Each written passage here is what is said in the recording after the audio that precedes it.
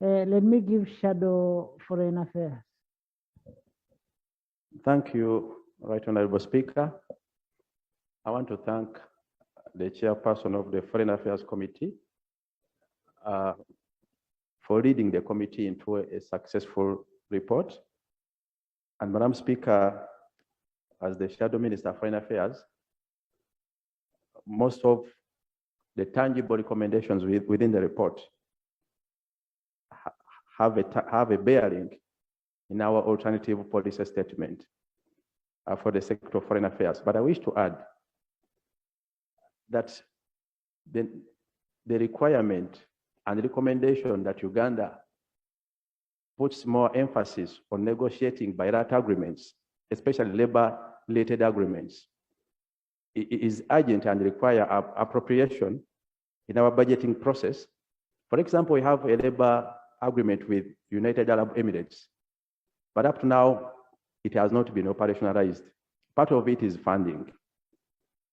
Equally, Madam Speaker, we heard from the mission in Saudi Arabia, Riyadh, that part of their challenge, much as they have a population of above 100,000 Ugandans working as housemaids and workers in Saudi Arabia, they don't have the adequate staff, professional staff, especially.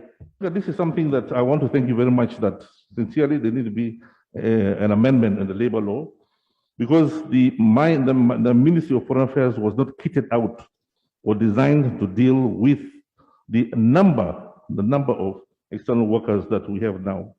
We have close to 150,000 Ugandans in Saudi, 150, spread all over the Saudi.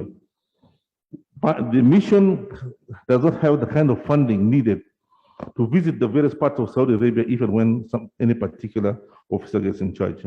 In fact, what is required is we need a labor officer or 2 or 3 labor officers, and fully funded to be able to travel and transverse Saudi and deal with the girls even when they need requirement. These are labor officers who are trained and adequate for that job, not foreign service officers who adapt to a situation which they're not trained for. I think there is a need for us to debate this issue of external labor more in depth and see how others do theirs and become successful, and how we can do ours and be successful in Uganda.